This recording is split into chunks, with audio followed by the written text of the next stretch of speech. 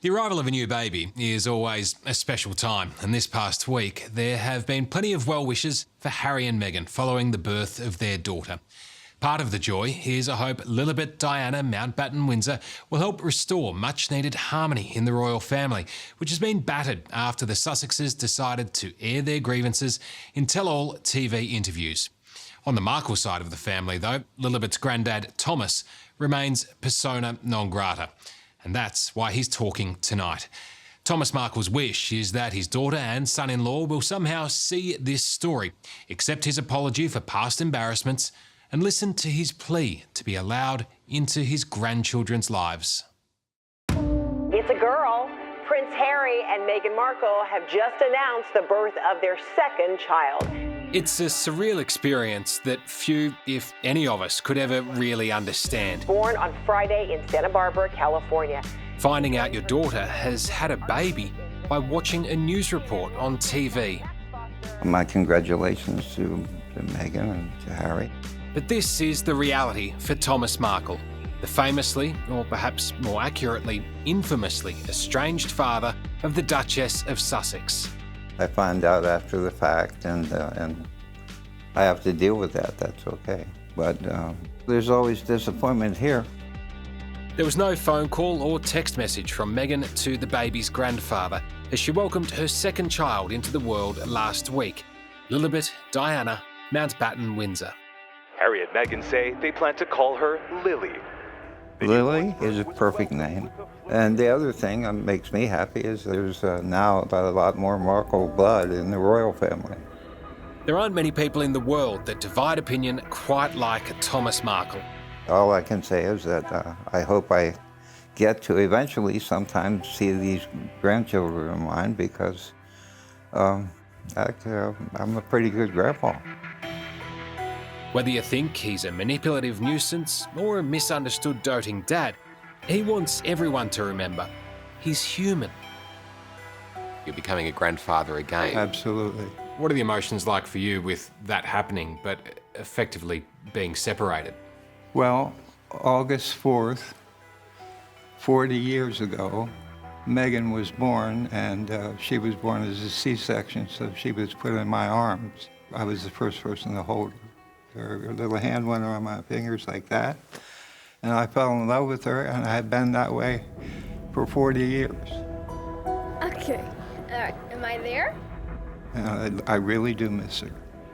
I hope you're having the best birthday you've ever had. Thank you for everything. I'll be very disappointed that I don't get to hold my granddaughter. Does it hurt? Of course it hurts. There are axe murderers in prison. Their family comes to see them, right? I mean, I'm not an axe murderer. I made one dumb mistake, and I'm never being forgiven for it. And this show that they're on, they talk about compassion. There's no compassion for me. There's no compassion for my family. And there's no compassion for the royals.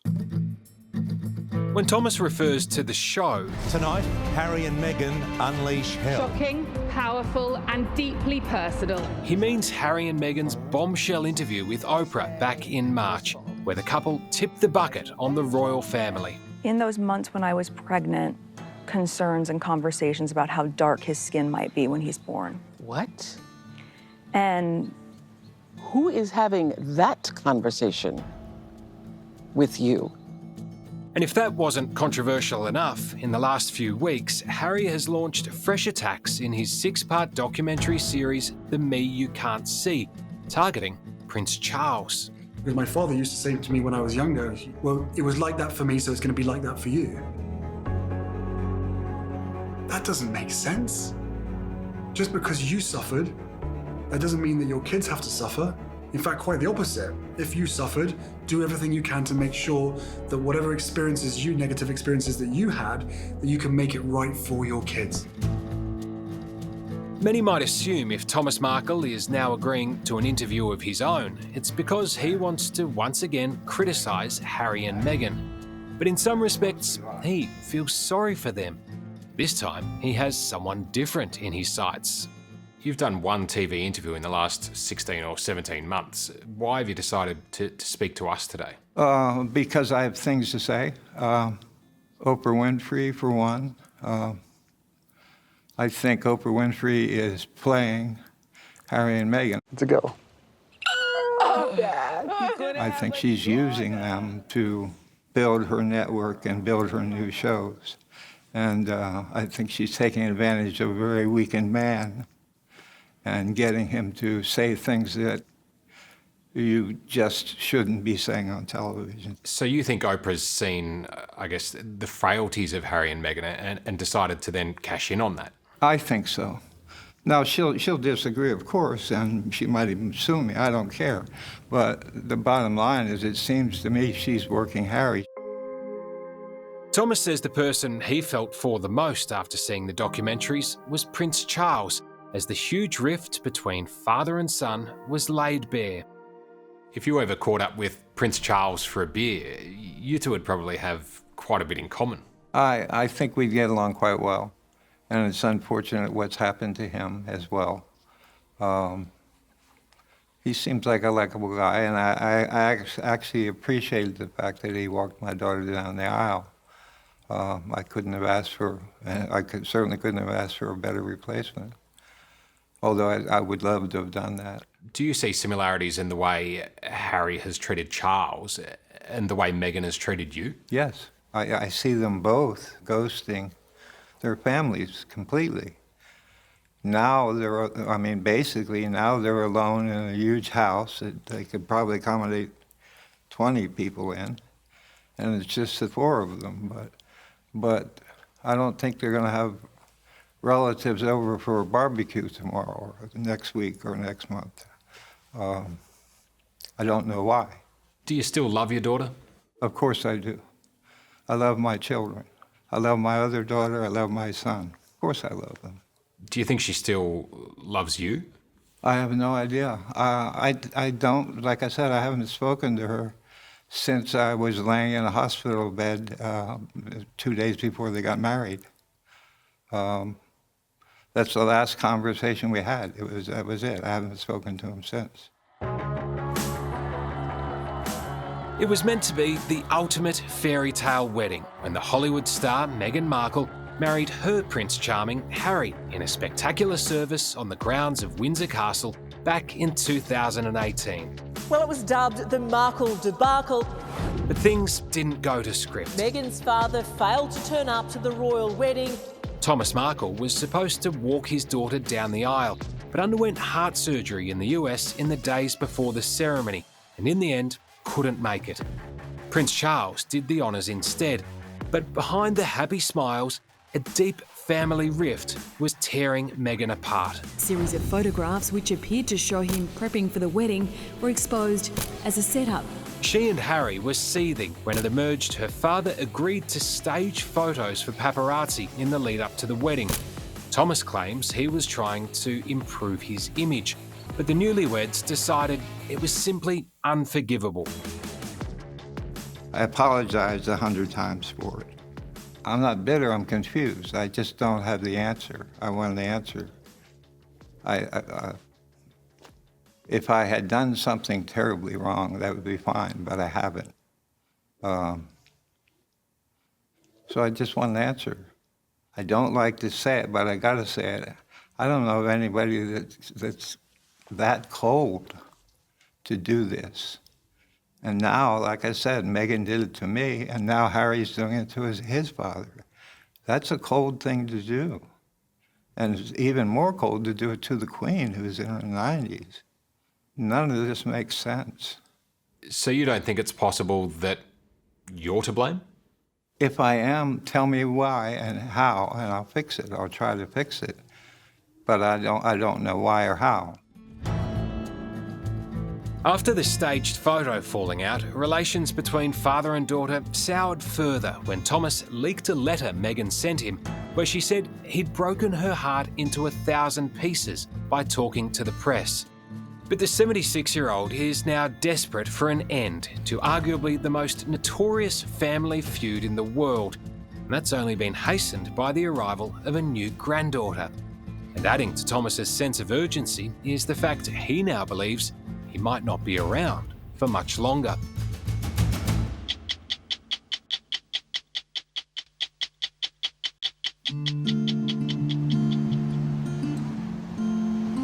This is Meghan, about 14. She was a homecoming queen for boys' college. And the baby pictures, see? Visiting Thomas Markle's house. Here, the signature knows this thing. You'd never know that he and his daughter Meghan aren't on speaking terms. Sometimes I think we've been lied to. Our weekends were special. We'd take her to her dance classes, and for the longest time, she wanted to be a dancer. Like the waves pull on us. Like any proud parent, his home is littered with photos of his beloved children. That one. Well, that's her first wedding in Jamaica. Each image is a heartbreaking reminder of happier times. That's one of my favorite pictures. I'd like to have that experience with my granddaughter. I was better off with you around. If you could get just one message across to your daughter now, what would it be? As always, I do love you, and I wish we could sit down and talk about it. I'm not an ogre. I'd love to talk to her. After a career as an Emmy Award-winning lighting director in the film industry, Thomas has now retired to Mexico, living on a precarious cliffside just south of the border with California. It's a peaceful place to come. I'd like Meghan and Harry to come here. While his grandson Archie was born half a world away in the UK, his latest grandchild, Lilibet, was born just up the highway in Santa Barbara. Yet there's no chance he'll be invited anytime soon to meet his daughter's newborn. There's some irony to the fact that Harry and Meghan are now living just a few hours up the road from you. Right. Yet they might as well be on a different planet in terms of the amount of contact that you're all having. Exactly. I'm not a tearful type, but I keep everything in here. I don't really let it out like that. But I'm certainly hurt by a lot of it.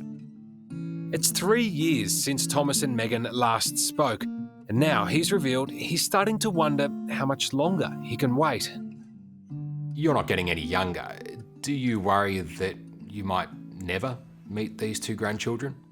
July 18th, I'll be 77 years old. Most of the Markle men don't make it much past 80. So there's a good chance I might never see my grandchildren. I'm not looking for pity. I'm just saying that's a reality. Is part of you tempted to just drive up to California, turn up on their doorstep and knock on the door? I'd never do that. That makes me a stalker. I'm not a stalker. She knows where I live. He knows where I live. Harry's invited to come down anytime he wants by himself, or Megan's invited to come down anytime she wants by herself or with Harry. I would love that. Father's Day is coming up. That really hurts when Father's Day comes up. For now, all that Thomas knows about his daughter and her husband is what he's seen in their numerous interview appearances with Oprah this year. My mother was chased to her death while she was in a relationship with someone that wasn't white. And now look what's happened. You want to talk about history repeating itself? They're not going to stop until she dies. In the series The Me You Can't See, Prince Harry undergoes therapy on camera to deal with the demons of his troubled childhood. So we'll just process this like we did last time. We'll cross our arms, picture the negative thoughts. Did you find yourself feeling sorry for Harry at all when you heard just how much he'd been suffering? Yes, but he contradicts himself so much. It's like with my daughter. He said my daughter was thinking of suicide, and he went to the Royals and they wouldn't help him. Well, you don't go to the Royals. You pick up a telephone and you call the doctor. That's like saying I wanted to leave the house, but nobody opened the door for me. You know, it's stupid. Meghan's been very open about her mental health struggles. Yes. Do you consider yourself partly to blame for her suffering?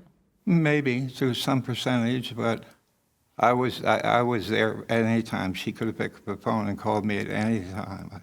She has my phone number, so no.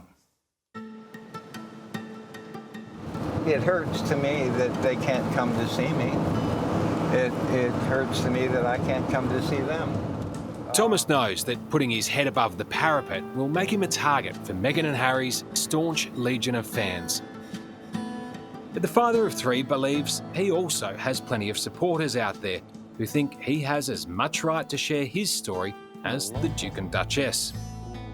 I just don't think they're taking the right path. I don't know what their ultimate plan is, but everything they're doing right now seems to be going against public opinion. The only person benefiting from this is Oprah Winfrey. What do you think's the biggest mistake that Harry and Meghan have made? Leaving the royals, because that was what she married into. That was explained to her. The people of England loved her and loved Harry, and I mean, they were the stars. Everybody loved them in England.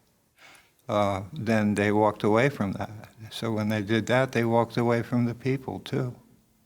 I think that was a mistake. I think they could have worked it out there. Do you have any advice for Harry? Yeah, stop talking about the royals. Stop giving away all the secrets about the royals. And you know, love your children and love your wife. But also love your grandmother and love your father. And your father-in-law. Yeah, but that would be nice. If he met me, he might. You know, I'm not an unlikable guy. Up until 4 years ago, barely anyone besides his close circle of family and friends had heard of Thomas Markle. Yet now, there are few more polarising figures in the world than this retiree based in Mexico. After a prolonged period of combative public appearances, he's now desperate to bury the hatchet with his daughter and her husband and embrace life as a grandfather for their 2 young children. The other day I was watching an old interview of yours from 2018 and you said, this can't go on forever. Right. Do you still think that's the case, or are you now starting to worry maybe this will go on forever? Well, forever for me isn't going to be that long. So, yes, I guess it can go on forever, but I'm hoping, let's just say I'm hoping it doesn't go on forever. Right now I'm talking to Meghan and Harry. I love you guys. We can work out the problems. I don't think there's any problems that can't be worked out. And I've said I'm sorry about the initial problem. If I've said anything today that offended anyone, I'm sorry about that too, but I'm just telling the truth and how I feel about what's going on. Have you sort of given up hope of a reconciliation with Harry and Meghan? I'll never give up hope. I'll stay in the game. I mean, you know, like I said, if I'm called or visited, they're welcome anytime they want to come down. I'm here. Hello, I'm Tom Steinfort. Thanks for watching 60 Minutes Australia. Subscribe to our channel now for brand new stories and exclusive clips every week.